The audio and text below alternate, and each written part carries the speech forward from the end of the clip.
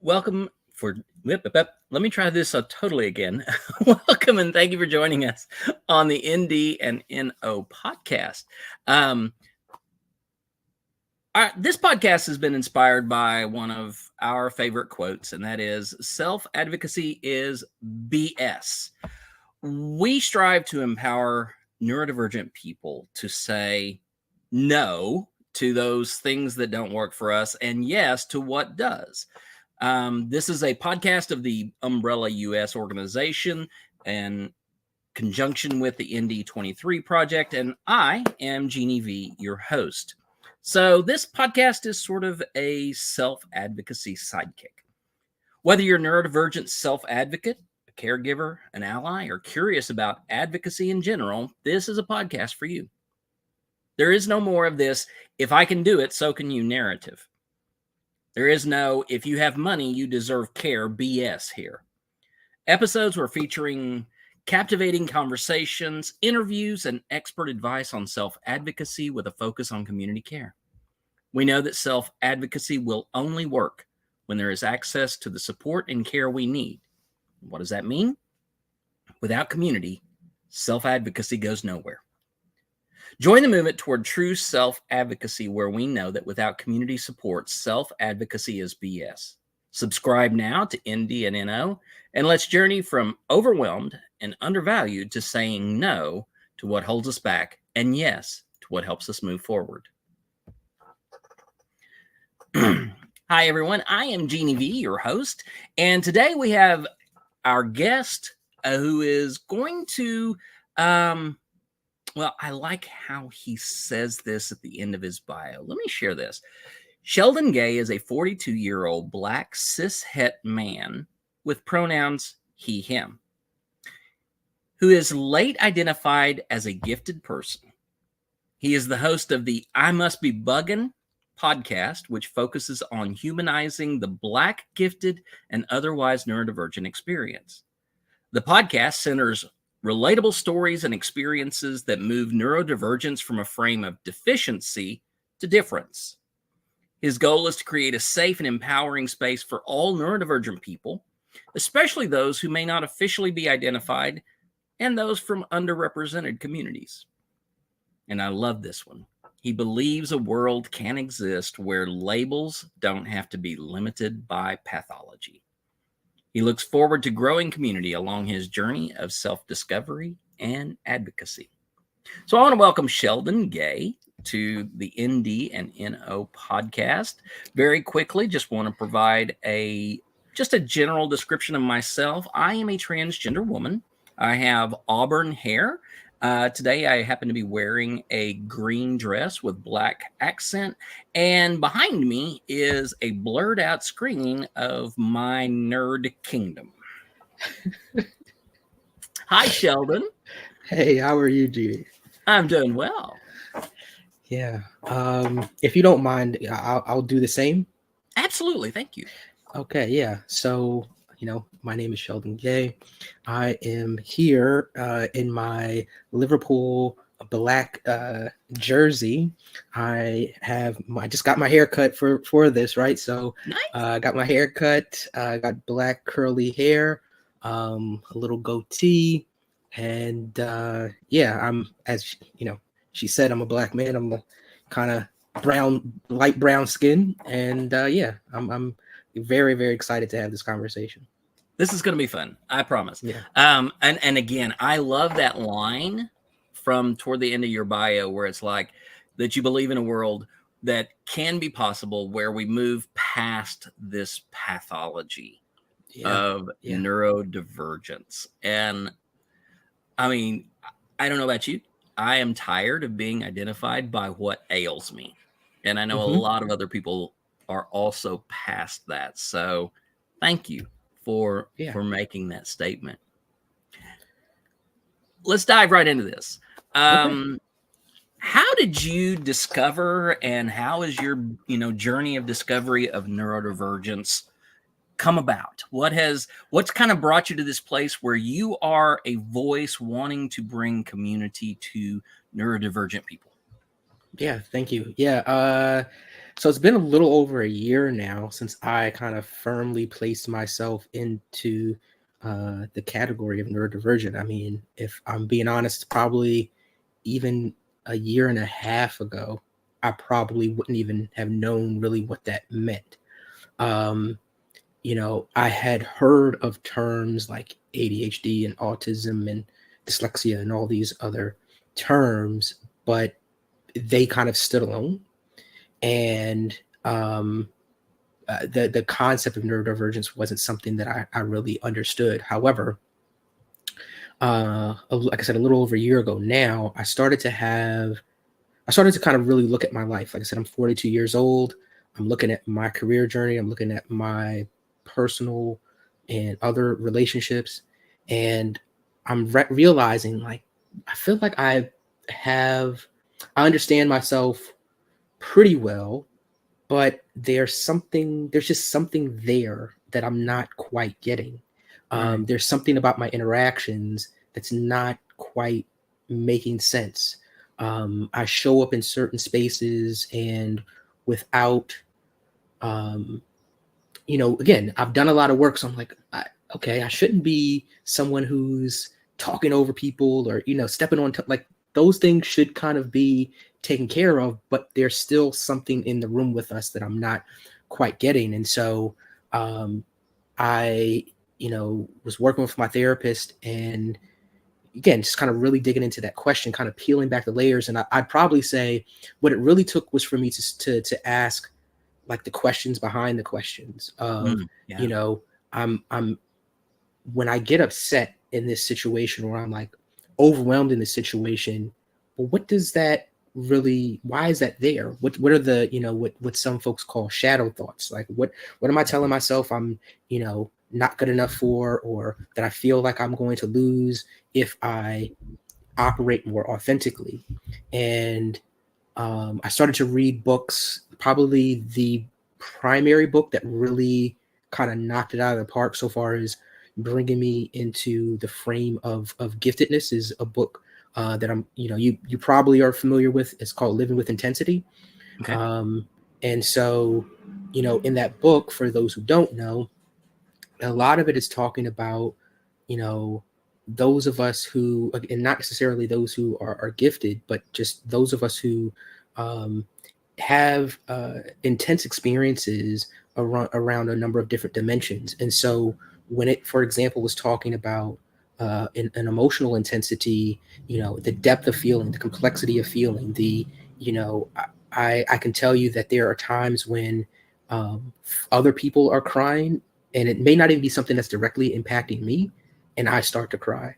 And I've had these experiences throughout my life, and I started to kind of again piece things together and say, well, wait, hold on. Like I thought this was. I mean, people kind of told me this was something that was wrong with me, or they kind of wanted to even deny that it existed. I remember telling someone probably the first, and I don't know if this would be considered neurodivergence, but I know before I identified as gifted, I said to someone that I was an empath. I was like, I think I'm an empath. Hmm. Um, for what it's worth, that person denied that that was true, but that's a separate conversation. Yeah. But I knew that there was something very unique about my experience around things like emotions, because there would be times where people could walk into a room, not say anything, and I could be like, "What's up?" And they Yeah. would be like, "Wait, what?" And I wouldn't know how that would be possible. Right. Um, so again, starting to dig in once I kind of got one little hook into me about it, right? I really started to dig into it. And I know some of us are familiar with that, right? You start to get that passion project all of a sudden, right? And so I dug deep into neurodivergence, reading about, further about things like positive disintegration. And I read a book as well that isn't neurodivergent specific, but Hmm. also helped me to recognize the things that I had been feeling, which is called The Body Keeps the Score. Yes. Um, and so just again, digging into this stuff, I started to realize like as much as I might want to I don't want to say necessarily I was looking to deny it, but it was one of those things, particularly when you're talking about a word that has so much behind it, like giftedness, Mm-hmm. that I wanted to be sure of what it was that I was seeing, and I wasn't kind of just trying to attach a label to myself. Yeah. But more and more evidence I kept hitting these check boxes, and I was like, oh shoot, like I guess I can't really deny what's here. And then again, I'll just say the last thing is that at a certain point, it really just all came together. It really just, everything started to make so much more sense. Again, going back to thinking about those initial questions about my interactions with folks and why it was so different than other folks, and why somebody might react to me differently. Why, again, just going back to this empath thing, why it would be scary for them to have somebody be able to see inside of them something that either they weren't aware of or that they thought that they were able to hide. Right. And so, yeah, that's kind of my what I call shell ramble answer. So That's fine. That's yeah, we like rambles. Those are great. yeah. So you mentioned that, like, over the last year, this has been your journey. Do you have a moment, or do you have experiences from early in your life when you were kind of like, I'm not like other people? Oh, absolutely. I mean, this journey, this self-discovery journey has brought a lot of those things up. Some good, some that kind of shake you a little bit, right? Right. A couple of examples that I'll just give is, um, just thinking about, um, even going back to, like I said, first grade. First grade, I, um, yeah, I mean, in simple terms, and I've said this on my podcast, like I slept through first grade. Yeah.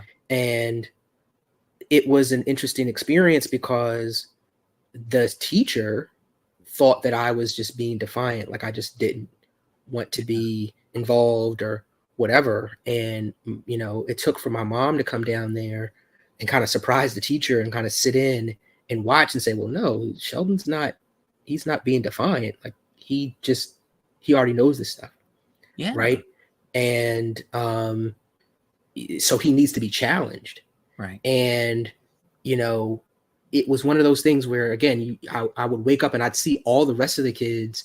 I mean, to this day, like I can picture that desk where we had to sit with our hands like this, and Oh, yeah. I can picture that, right? So like waking up and look at the rest of the kids and seeing their bewilderment or just their engagement, and me feeling like I can't do this, right? Like why Yeah. am I like this? Why is everybody else kind of having a different experience?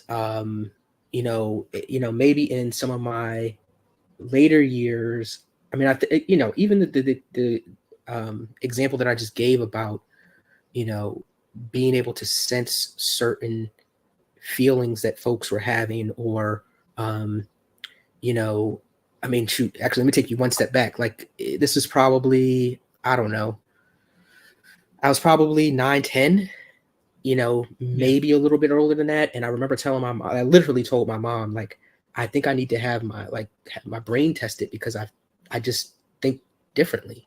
Oh, And yeah. I don't know why. I just know that like my brain doesn't operate like for me, it felt like almost, like I said, broken. It was like this, Yeah. I'm just thinking things that other people just aren't really able to, it just doesn't make any sense to them. And Right. And so isolating at the same yeah, yeah. time. Oh, absolutely. Oh no, please. Let me so that I'm glad you said that word, because you actually just reminded me. My mom and I were talking, I don't know, it's maybe been about a month or so ago, when we were talking about my youth and some of the folks that like would watch me while she was at work or whatever.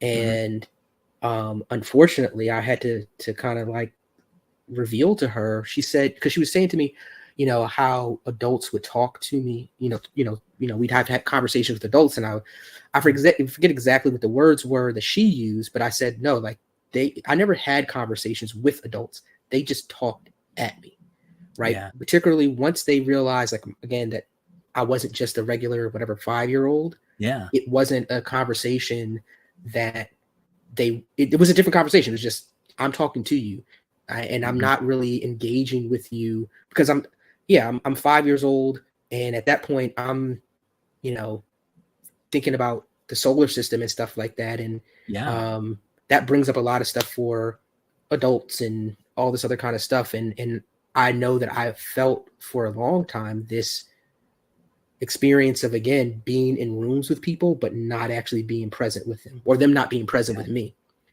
and that was a very isolating feeling. And I realized the coping mechanisms that I built in to kind of deal with that, and explanations that I put in my mind about why that was, so that it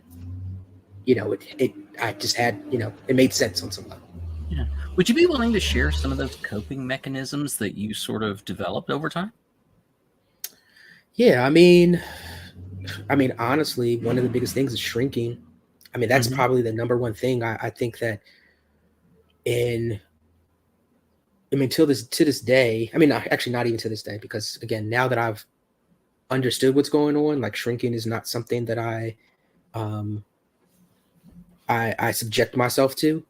Right. But certainly for 40 plus years of my life, shrinking was a big thing because it let me just exist in a space where I could interact with folks and they could remain comfortable, and where, I could be present, again, be in the same room. Yeah. I want to be very clear about this, being present with people, like, because it was still at least a subconscious thing that I felt of not really being connected with people that still Mhm. hurt. But yeah, just making sure that I didn't share. I kind of tested the room out, right? I would be like, let me Yeah. see what I can say that people will engage with. And once I kind of figure out what that limit is, okay, Sheldon, like, don't kind of go more complex or more deep than that line. Um, and then you can kind of play under there, um, under that line. And, there are other things like, um, you know, I mean, people pleasing was a big thing, right? Um, you Absolutely. know, trying to, and the masking that I would kind of tie into that, which was, my style of dress, my the way that I might speak, um, some things that I pretended I was interested in, Mm. or feigned more interest than was actually there. Like maybe my actual interest level was a 4, and I would act like it was like a 7 or 8, right? Um, and knowing those things that you can say, that, whether it be, I mean, whatever the topic is, right, that you can say, that kind of signals that you kind of, again, I'm that level of expert or interested in this topic, but in reality, I'm just, I'm just pretending, if you kind of break it down. Um, so those are some of the things that I think back on, and I'm sure there are more, but those are some of the key, the number one things that I was doing, Yeah. to kind of get by. Yeah, and I can completely empathize with the chameleon aspect of being in a circle of people who are having these conversations, not having near the level of interest, near the level of even knowledge to contribute, but wanting to feel like it was a part of that. And I Mhm. sort of became an expert in, I mean, not an expert, but I became knowledgeable in a lot of things, even though it wasn't very deep. Yeah, no, that's exactly it. And as you said that, like, chameleon is a word that now, every time someone says it, particularly in these spaces with my fellow neurodivergent people, hits differently, because one of the things that really drove the point home, but I remember, again, I'm picturing myself, I was taking a walk and I was listening to this audio book, and I'm trying to remember which book it was in. I don't know if it was in Living with Intensity. I'm sorry. I think it was a different one. But anyway, there's this poem called The Chameleon. Mm. And when they read the poem off, I had to pause it, and I broke down in tears, because Wow. it spoke exactly to that experience of how we hide ourselves, and how we, are really longing for someone who can make space for what's happening in our minds and can kind of understand it. And it basically is this poem about, you know if you'll create a safe space for me, I'll let you see it. But like otherwise, I'm somebody who's going to, change my colors, as it were, Oh right? yeah. To fit the scene, but also speaking again to that weight that puts on you. Because again, we want, as humans, fundamentally, we want authentic connection, but when we can't have it, it rather, whether it's is a conscious or subconscious thing, we still feel that. Yeah, absolutely. And we long for it. I mean, it's a Mm-hmm. desire that we may not even be able to put a finger on, to say, I Exactly. want this, Mm-hmm. and Mm-hmm. being able to join that. Where have you been able to find it? I mean, what kind of groups, what kind of community, what kind of connections with others have you been able to experience? Yeah, thank you for that question. This is a really, really important question for me because one of my goals now is to help people find community. And so the first group that I would say that um, helped me do that is a group on Facebook called Bloomers. Mhm. It's for gifted 2E, and really it's for anybody who's neurodivergent. Like there's not like a test you have to pass, or Right. there's nothing like that. Like if you, and it's what's funny about that as well, is there are a lot of people who I would describe as sort of evidently gifted, but they come in unsure of themselves, and that's how I was. I came in, I was like, I had um, a coach suggest the group to me and say, Mhm. go in this group. I know that you're kind of still on the fence or not necessarily sure about what's going on, but go in this group, and if you feel comfortable, then there you have it. And so Yeah. um, I found that group, and from the start, it was like walking into uh, both a candy store and a family reunion of sorts, right? Because Yeah. I just had folks there who they were saying things, and I was like, wait, other people are thinking like this, and Right. other people are really engaging with these kinds of things. Your brain feels like that too. Oh shoot. Like, and so um it was a really, really powerful experience, and I have been humbled that they not too long after asked me actually to be one of the admins of the group. They saw my interactions with folks, and again, my desire to pour into that community, Mhm. and I was allowed that opportunity, and I'm grateful for that. So that's one of the groups that I definitely um, would say that I'm tapped into. Now I'm in so many different groups. I'll tell you about a couple more. Yeah. One as well is I mean, obviously, Umbrella and the folks at Umbrella are Mhm. folks that I have loved being connected with, which is such a funny thing because it was really the universe at work. I was doing a kind of impromptu LinkedIn talk, and again, talking about a lot of the same stuff. And our friend Jessica, she was on there and was like, "Yo," she messaged me on the side like, "I need you to be a part of this like group. Like, I think what you're talking about is so awesome." Um, and I was like, okay, yeah, like let's definitely figure it out. And Yeah. so since then, I've obviously um, been connected with this group, and um, they're the I won't name every single one, but the one that I definitely need to make sure that I mention, because it is, you know, definitively the most special for me and my identity is an online community called Our Wild Minds, Okay. started by the super brilliant Caitlin Smith. It's a group for Black gifted and otherwise neurodivergent folks, Right. and I have to shout that out because for a number of different reasons. But one of the main things is that um, it just having my I guess, say ethnic and racial identity be something that is added on top of all the other things that I've got going on. It Yeah. is super, super powerful. It's just an amazing thing. Again, to also have people who understand those different ways in which, um, going back to my experience from first grade, for example, there are studies that show that the ways in which neurodivergent, and I'll just specifically talk about gifted, children, Mm-hmm. when they're black boys or black girls, right? How we show up versus other children, particularly, white boys, right? Right. Um, the same behavior can be looked at in completely different ways. And Okay. so, having people who know about that, and I've talked about this just reminded me of an incident. Again, it's a perfect example of people who can understand. I forget what grade this was in, but I was really good at math. Mm-hmm. I didn't even realize how good at math I was. There was like a test that determined who would go to pre-algebra or algebra. Right. And I took this test. I literally didn't know what it was, but long and short, I ended up doing better than some students who had already been taking algebra.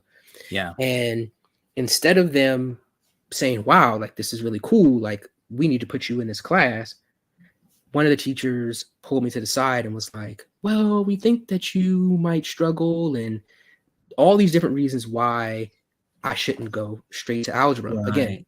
I took a test, did well on it without having, it wasn't even again, didn't study for it, right? Yeah. The whole purpose of the test is what? To determine who would, and so it's a curious thing, but people who know about those kinds of experiences, particularly, like I said, at a racial level, it just makes the experience and the power of the group that much greater. That sense of safety, the things that you don't have to explain, just that resonance is a lot higher. So I just wanted to make sure that I call that group out. Absolutely. Yeah. And I have to confess that, Mm-hmm. the privilege that I've experienced as a white person Mm-hmm. is, something that I still benefit from, Mm-hmm. but only since having come out as a transgender person do I truly begin to understand the privilege I once possessed, Mm-hmm. because Mm-hmm. some of that has been eroded. Mm-hmm. And some of Mm-hmm. that is still, there are people actively trying to take that away. Mm-hmm. And, Mm-hmm. this is one of my areas of passion, is talking about the intersectionality of people who experience, they don't get to experience access to privilege, or they have that privilege removed just because they want to be authentic to who they Mm-hmm. are. Mm-hmm. Mm-hmm. Mm-hmm. And I mean, I'm still learning. I'm still in the process of this, but I mean, what has been your experience of intersectionality in terms of this form of loss of privilege, Mm-hmm. but also, for those from your community who have not had access to privilege? Yeah. So let me actually thank you for saying that, and thank you for bringing this into the space. I'm literally getting goosebumps because I think this is super important. Um, for me, when I think about privilege, frankly, I was just thinking about it today. Because let me first say that, let me start at the top. Privilege for me, in my mind, how I would define it is, yes, it is about these systems of oppression and where we kind of sit in that space. Yes. But I think what a lot of people misunderstand about privilege is that it, you can have privilege and still have challenges. You can still be, have multiple layers of these systems of oppression that impact you. Right. Um, and I say that because what I also acknowledge when I use the word gifted, it is in the neurodivergent community. I'm not even going to get into the argument with people who don't place giftedness in neurodivergence. Like, you Right. can have that opinion if you'd like. That is not my opinion. But Sure. what I also recognize is that, um, being able to say that is my definitive neurodivergence is a privilege. There are people, if I tell them that, there's lots of anti-intellectualism. There's a lot of challenge around what people just don't understand about giftedness, but I do not even get into my mind that as a neurodivergent advocate, that is the same thing as me coming from a place of, you know, what is now particularly kind of hot and heavy in the spaces, like, for example, autism, Right. right? Right. It's something that I know, that I benefit from being able to say that. And to be clear, for those, again, who don't know, who haven't listened to my podcast, like, when I talk about me potentially being otherwise neurodivergent, it's because I understand that there's a journey of discovery that I'm on. And maybe in 6 months, a year, 2 years, maybe I do identify or get diagnosed with another layer, or another neurotype. That's fine by me. Particularly going back to what you were saying about, right, this me, I'm not tied to pathology. For me, it's just about understanding. But to kind of get back to the core question of, intersectionality, it is something that for me is super important, because it's kind of like, you know, um, it's kind of like taking a prism and letting the light go through. And so there's all this stuff within that light that we don't see. But when you start to let that light, separate, you can see all the different things that are in there. You can realize, oh shoot, like, this is all of what's going on. So as a a Black woman, or as a international student, I've one of the things I've fought, I literally left a graduate program, in part because of how international students felt, treated while they were there, and I was speaking up for them. And it's one of those things that people don't realize, that when it's not just, am I a US citizen? It's not just, am I a man? It's not just, am I whatever? It's not just, but when you look at how all these things kind of fit together, the complexity can mean a whole lot more. And so for me, I know, and the last thing I'll say about this is that, for me, I've already talked a little bit about how it impacts me as a Black person, and even a little bit about as a Black man. But one of the things I'll also bring out and bring into the space is, going back to this part about being an empath. It is challenging being a person who identifies as a man and an empath, because showing up with emotions, showing up with understandings of emotions, brings a lot of questions. It brings a lot of, people are not used to, like, again, and actually, let me not, well, I've already kind of put it on the table. I don't want to seem like I'm hiding anything, but I'll say, being a man who can understand the conversation around choosing men versus bears, right, is something that is like, I'm supposed to be one of the men that's fighting for the bear. And it's like, when you're not fighting for the bear, we're not fighting for the bear, we're supposed to be fighting for the man, right? And I'm not supposed to understand why one would choose the bear. When you do that, throws off, it's like, wait a second, I was ready to fight you about it's like, no, you don't, like, I'm with you over here, right? Yeah. And being able to navigate that is a challenge, but it makes me so much more aware then of what other people's experience are as well.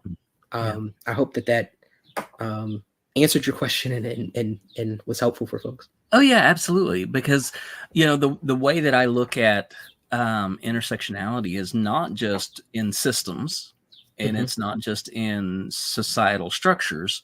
It truly is, our individual experiences are intersectional with other people, and the amount of overlap that we have, the intersections that we possess with another person, does begin to unlock a little more of a form of empathy, so that we can begin to speak without that fear of being ignorant, because of those areas of intersection.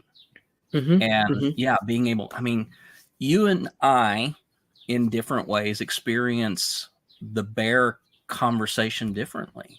Because as a Black man in the United States, all white people represent a bear of some kind. Mm-hmm. Mm-hmm. And for me, all cisgender people represent a bear of a different kind.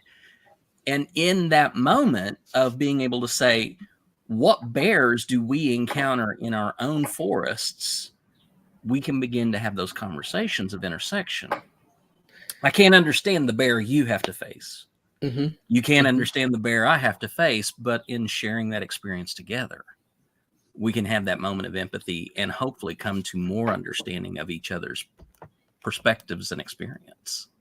Yeah, I really love that you shared that. It reminded me of something else that I was thinking about, is that one of the challenges with people's awareness and capacity for empathy is that it's hard to see outside of the framework in which you're working until you kind of get there. So one of the things I think about, and not to infantilize anybody, but like you have to think about when you were, and I was actually just looking at some pictures from when I was like in high school and college.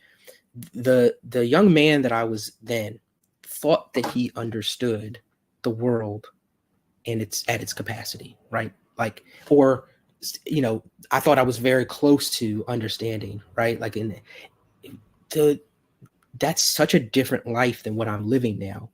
I see so much more of the world. But it wasn't until I kind of had that shift that I could understand what was going on. And in a lot of cases, when you take the time to say, again, I cannot say that, I know directly what it is to be a trans person, or I know directly what it is to be a woman or whatever, right? Like I don't know those experiences directly, but what can I do? I can look at my journey of understanding about how I thought the world worked and how that gap is different. I can look at the times when I experienced, oppression or disrespect or whatever it is, and then I can circle back and say, oh, wait a second, like this is applicable in this way. Like here's an analogy for me to at least be able to enter the conversation and sit with someone and say, like, tell me about your experience. Like here's what I got in my mind. Right. And I'm opening up this door to let some more information in, because I recognize that as much as my world seems quote unquote complete right now, there's a whole lived experience that I don't know anything about. And just that one little nuance, like we could have gone to, like, there are siblings. I was when I was at the barbershop today, they were talking about siblings, again, likely grew up in the same exact house, have very different temperaments, very different, experiences. Absolutely. Right. And so just even in that, you can realize, oh, wait, like, this one little thing can really change, how I see the world. Yeah. Going back to, the subject of giftedness, and I want to use this to kind of talk about the idea of even just being in the same household, siblings. When I was young, I was placed in the gifted and talented program that was popular in the 80s. And, I'd shown aptitude above and beyond my grade level. And so people were like, we want to nurture that, and we want to assist you in exploring that. My sister, on the other hand, was not. She was not identified as gifted. She was not identified as having that aptitude above and beyond. And I look at our lives, and there was a lot of comparison between how I did things and how she did things. I was the perfect child. She was a little bit of a wild child, not much, but a little bit. But now, especially after coming out, she's a successful business owner. She is an educator. She has fought cancer and emerged on the other side just as strong, if not stronger. And she's very established in her life and has a good life. And judging her on what her past was, that comparison, to me, she's doing better than I am right now in terms of societal standards of man success. And I'm, we don't take that into account. We were raised in the same household. We were raised by the same mother. We were raised in the same culture. And yet, because of her aptitude in life, not her aptitude in school, was she able to make a success of herself. And that's where, I think that's where so many of us, we just strive. We just want to be a success in life. We don't need to have a gifted aptitude. We don't even need to have our gifted aptitude. We just want to use what we have and have a successful life.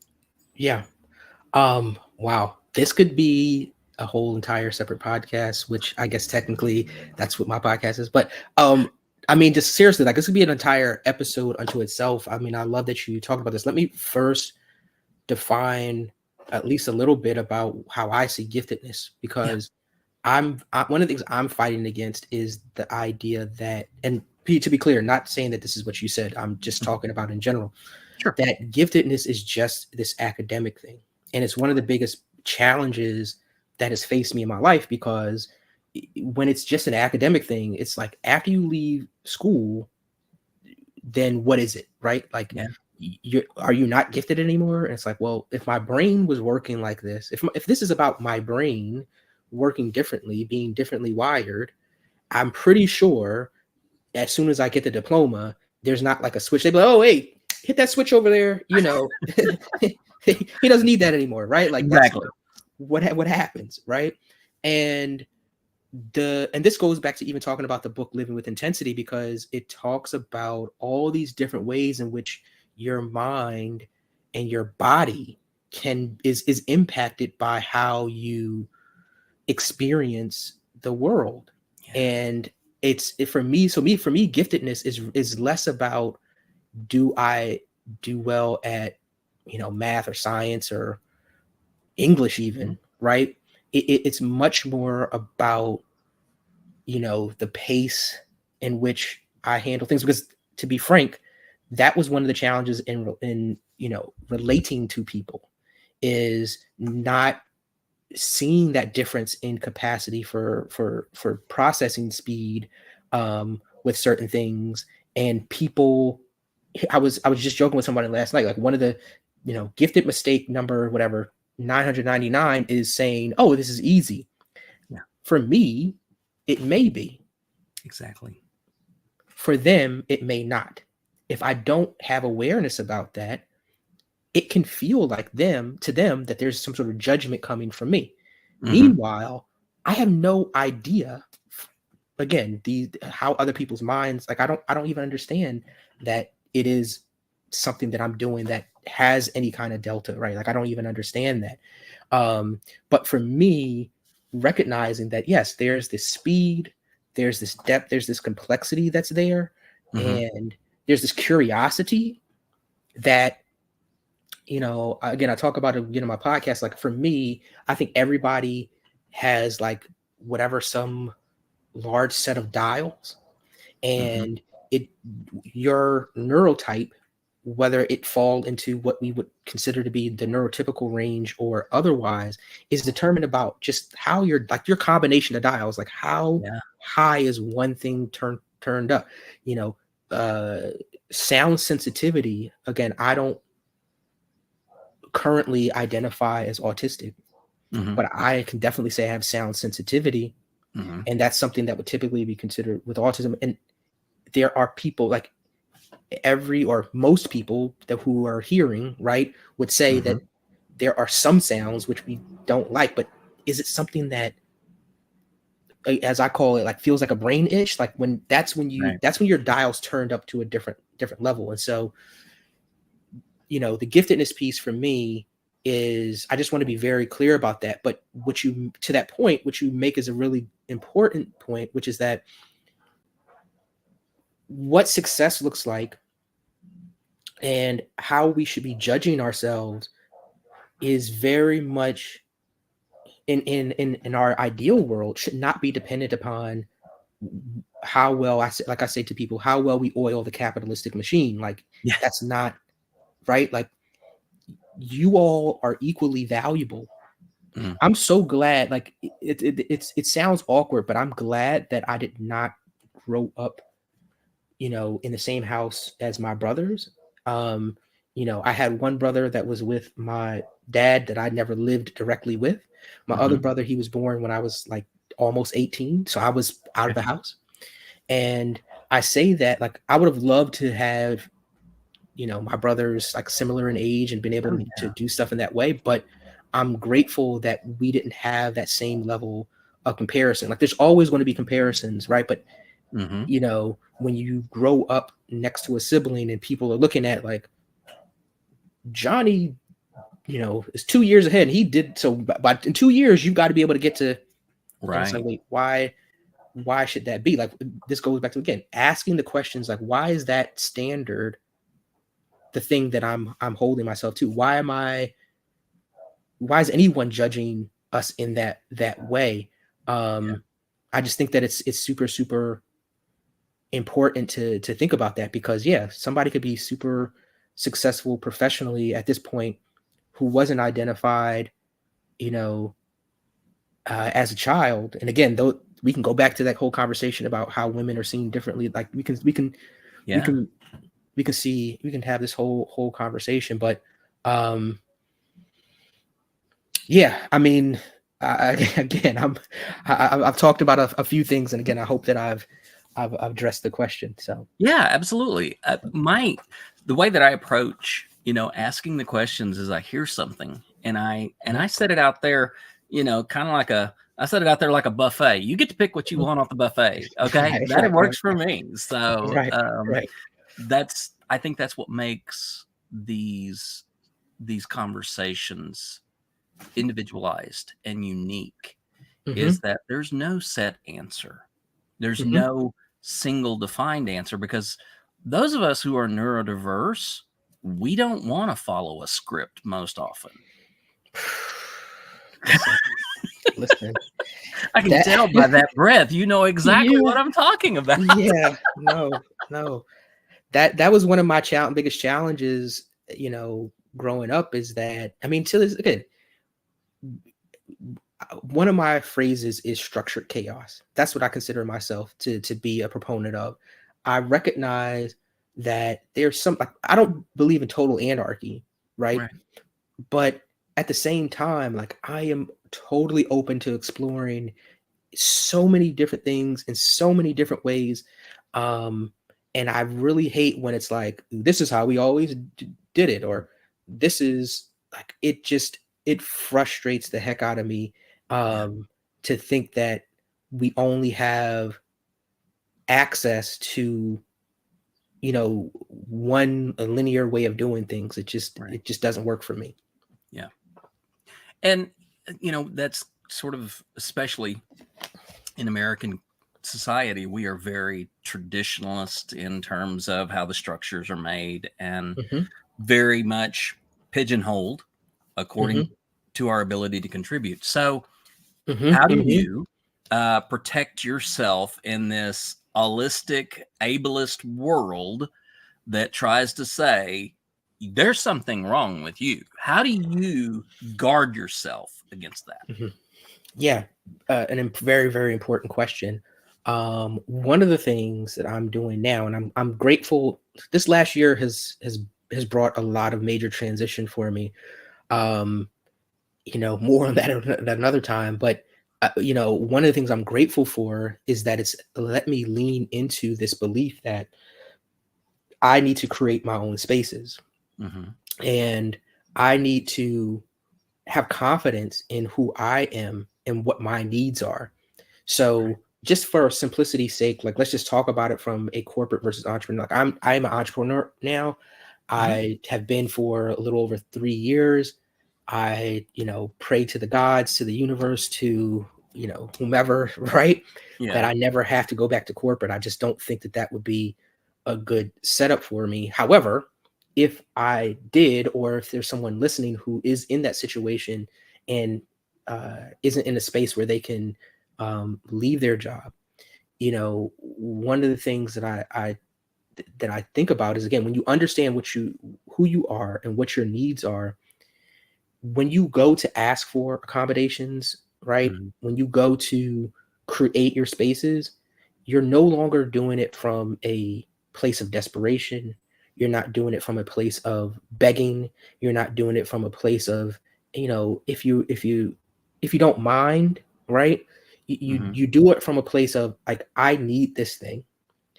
And one of the things as well is that because you're not, you know, in this either people pleasing or fear of abandonment, or like if those things are not swirling in your mind, when you go to ask for something and somebody maybe says, maybe not in that way, the defensiveness is eliminated, right? Because now Yeah. I'm not, again, I'm not living in the fear of abandonment, for example. You Right. just told me not in that way. And I said, okay, my need still exists. Mhm. Let's figure out another way to get Yeah. there, right? So for me, it's about getting creative about how I manifest the world that supports me, and that feeds me, and taking responsibility for that. um you know uh as we've been talking about as umbrella, right? Like there's this um belief about, a lot of people think self-care is this concept where like I'm only reliant upon myself and that's it. It's like, no, like that's not life, that's not reality, that's not true to the human social nature of humanity, Right. right? Like we are interconnected. um what we should be able to do is be responsible and recognize that if I'm unhappy, it's my job to figure out why. It's my Mhm. job to advocate for myself. It's my job to place myself in communities where I uh, have access to the resources and the people that care enough about me. And as a Yes. community member, if I see someone who's asking for that, to offer what I can at my own level of capacity, right? Yes. That's the kind of world that I'm envisioning and that I'm encouraging people to figure out. Like, how do I create that? And it's going to take losing some things. It's going to take changing some ways of thinking. It's going to possibly mean losing some relationships, but if at the end of the day you're getting that joy, that safety that you're seeking, Mhm. I promise that it's worth it. And um, that's why, like I said, naming all those communities too, like Yeah. online communities are really great. Um, if you can find some in-person ones, because that's also really important, Right. for those who, um, that is desirable, right? Mhm. Or at your level of capacity. Like I said, I'm always thinking about that. Like I'm technically introverted. There are spaces where I'm going to be much more comfortable, I have much more Mhm. capacity than Yeah. others.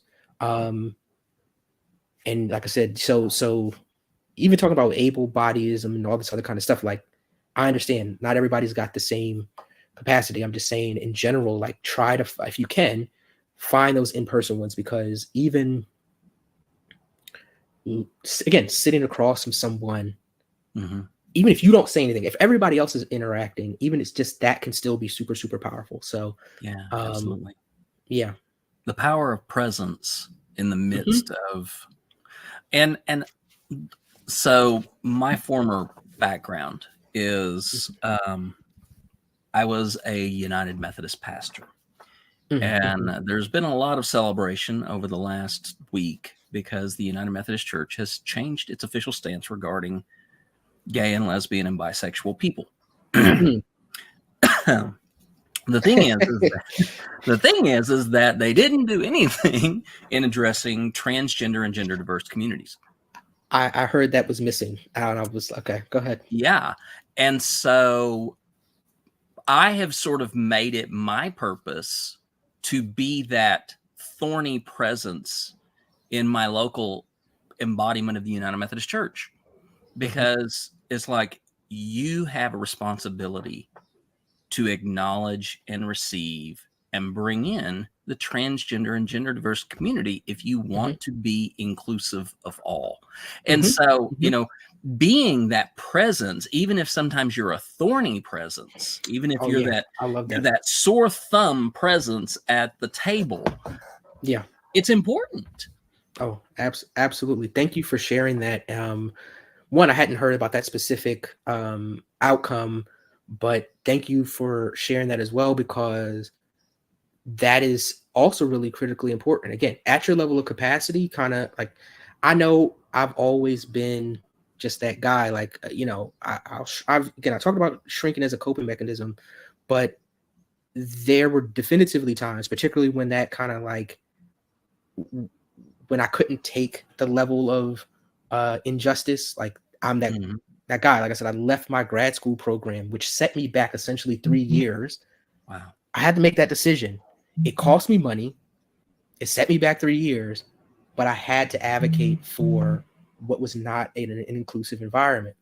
Right. And being that person that says, no, no, no, no, like you're not going to get away with just this level. Like, because I'm looking Mhm. at, I've told people before, there was one woman who's from Taiwan who was super, super quiet, didn't speak out about many things. When Right. I saw her speak up and like get really emotional about how international students were being treated, that's when I knew. I was like, wait a second, there's something here. And I'm Yeah. not an international student, but somebody's got to say something. Somebody's got to go Absolutely. to the administration and say something. Yep. And we need those kinds of discussions. We need those kinds of adjutants, because otherwise the administrations will think, oh, we're doing okay. Right. Meanwhile, there's people suffering, silently sometimes. And Yeah. so, yeah, it's a really, really important point. Yeah. This last question, Mhm. it could launch us into another hour of conversation. It could launch us into a separate podcast of its own. But I want to get into this last question because Mhm. it is super important to talk about this. I acknowledge that representation of neurodivergent people is overwhelmingly white Mhm. and privileged, typically in the realms of either insurance provision or Mhm. financial security Mhm. or medical security. Mhm. Um, what barriers do you see are the most critical to dismantle to raise awareness and also increase representation of those who are not being represented in a wider way? Wow. Um, hmm. This is like fourth dimensional cube of answers. Like it's I mean, every way you turn it, right? Like, you could have the right answer. I think you talked about definitively access, you know, to resources is one of the key things, right? Like, and whether Yeah. that means actual like financial access, or even just awareness of terms, awareness that certain organizations exist. Like, just those, though, that access is super, super important. And I know that unfortunately, what I call melanated and marginalized communities, we tend to have less of that. Right. And that is just that's definitely a button that needs to be pushed. I think the other thing that I think ties into everything is just going back to what we've both been talking about, which is um, a change in mentality. I Mm. think that we view bodies in ways that are not um, inclusive. We look at bodies in ways that are not reflective of our realities. Mhm. Even thinking about, um, let's just very quickly talk about, one's mental capacity, and something that basically everybody who's listening to this should be able to relate to. Mhm. COVID. If you got COVID, you might have suffered from heart issues. Mhm. You might have suffered from, particularly to talk about neurodivergence, like brain fog and different things of that nature. And that Yeah. might have lasted only as long as you experienced the traditional symptoms of COVID, right? Right. Or if you had what we're going to call long COVID, that I know people whose partners, and if I'm being 100% honest, I think sometimes I might be suffering because I'm still dealing with like brain fogs on different levels, and I wonder if me getting COVID at some point has been, it has caused that, right? But Right. if I am experiencing, if I'm somebody who recognizes that my body can be significantly changed in some way that's not 100% under my control, and that could change the way that I literally am able to interact with the world. Yeah. Now, this idea of seeing the world differently doesn't have to be so like there's just no separation there. It's not like, oh, that's just for people who were born that way, quote unquote. Right. And I'm just being simplistic about this, and but like, right, like it's not just, oh, the person who that's not just those other people, right? Mm-hmm. Now Yeah. it's any of us at any point in time could experience this. And if that's the case, beyond the reasons why it's valid and justified anyway, like that means that I can, if I'm somebody who's struggling to figure out why this matters to me, Mm-hmm. I can bring myself into the conversation around, oh, wait, like this is something that's really important for us to be thinking about and to make space for.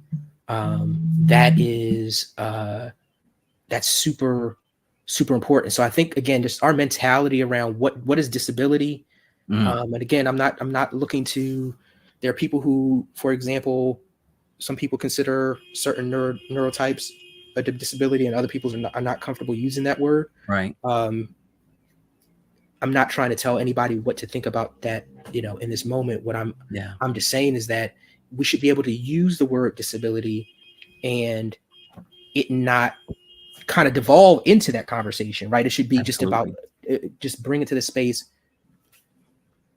the fact that there's challenge there in how I have to interact with the world. Like, let's just all center around that part. And if we can do that, now the way in which we engage broadens and brings everybody to the table, as opposed to being a conversation about, for example, is self-diagnosis valid, right? Like, why are we talking about that? Exactly. So anyway, I think those are two things, like I said, just changing everybody's mentality, which is, again, why I'm so passionate about humanizing the experience. Like, when I say humanizing, that's really what I'm talking about is, people are not mutants. Right. Everybody's talking about X-Men 97 right now. Shout out to that. Everybody loving that series, right? We're not like literally mutants. It's, we're still all human. And so, yeah, changing that mentality, and then, like I said, providing more access to folks who otherwise would be denied it. I'm sorry, is super, super important. Yeah, absolutely. Sheldon, thank you so much. This has been a delight, and I have enjoyed every moment of it. So thank you for your time and your experience and your insights. Thank you. It's been fun. Good. I'm glad. Just want to let you all know this has been a pre-recorded interview, and that there are individuals in the chat with you who are willing to engage if you have questions or concerns, or you want to know about the resources that we may have mentioned in the course of this podcast. Thank you for listening to ND and NO, a neurodiversity podcast for self-advocates and allies. This is a monthly live discussion coming to you every fourth Thursday at 11:30 a.m. U.S. Central Time. If you or someone you would like, or someone you would like to have on the podcast, be sure to let us know by filling out the Share Your Experience form at umbrellaus.org. If you're catching this live on YouTube, be sure to subscribe to our channel for updates on this and other Umbrella US events. And finally, if you'd like to support the podcast, be sure to leave a rating and review and share with your friends. To donate to Umbrella US and learn all the latest from us, visit us at umbrellaus.org and follow your favorite social media platforms. Thank you again, and see you next time.